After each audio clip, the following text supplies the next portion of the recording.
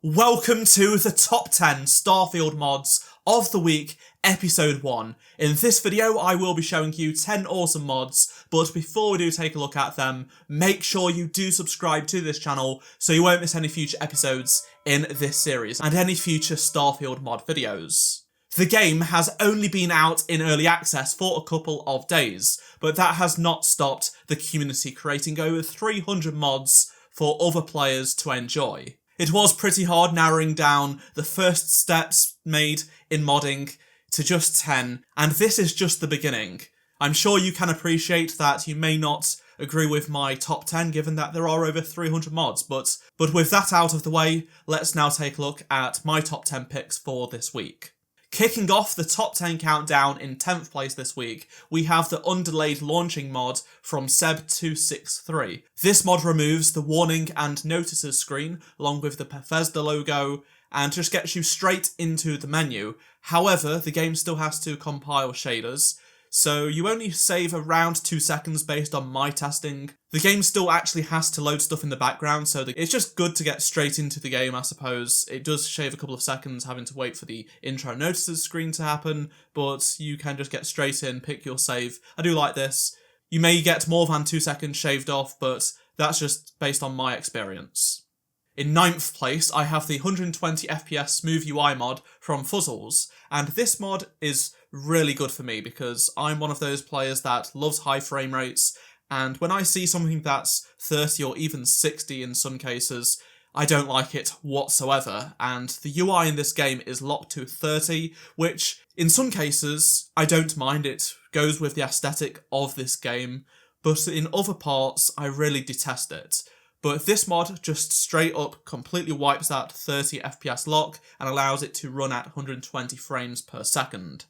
If you don't wish to run this at 120 frames per second, there is another mod that limits it to 60 frames per second, so you do have the various options available to you. In 8th place this week is another quality of life improvement mod, and this is responsive grabbing from FSR2 So this mod allows you to reduce the delay of picking up and grabbing objects to just 300 milliseconds. It takes around a second from when you input into the game before you actually grab the objects and bodies, but thankfully this mod just does away with that artificial input delay. In 7th place, I've got the Black Series Jacket with Imperial logo mod from Bulwark HD, and this is the first of many Star Wars mods, no doubt. So this mod recolors Series Jacket to be black and adds the logo of the Empire onto the back of it as well. Given that this is the first Star Wars mod, and you're a fan of Star Wars, then this is probably going to be the mod for you to get started.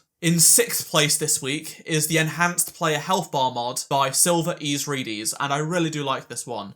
So this enhanced health bar splits the health bar up to 4 different segments with different colours. So from 0 to 25% it's that dark red colour.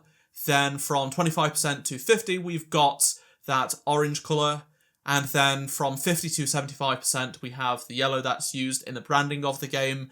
And then from 75 to 100 we've got white. This is just a better breakdown in my opinion. I've gotten caught out quite a few times in the game where I feel like I have plenty of help because I'm focusing on the middle of the screen, and in the bottom right I can see white, but in reality it's actually quite low, and then I get taken out by an enemy. 5th place this week is a very helpful mod, and this is the Helmet's Torchlight Texture Swap mod from Cider Core.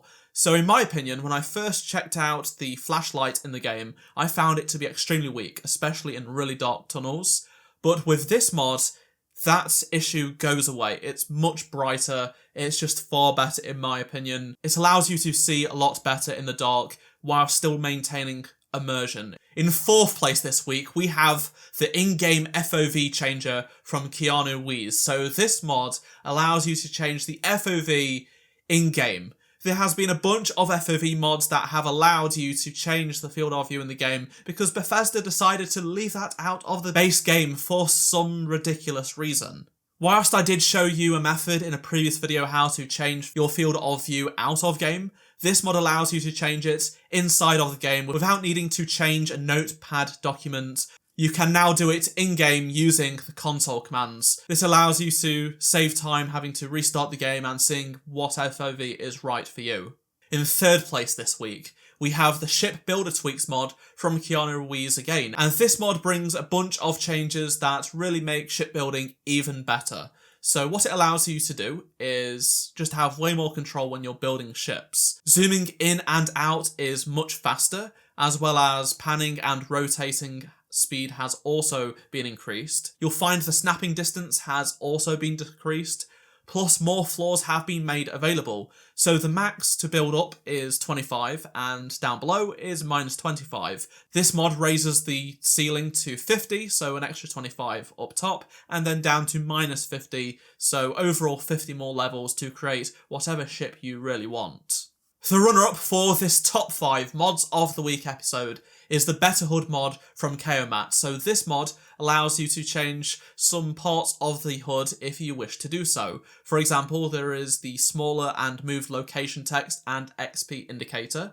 You'll also be able to disable enemy health bars and the hit marker if you're not a fan of those elements in the game.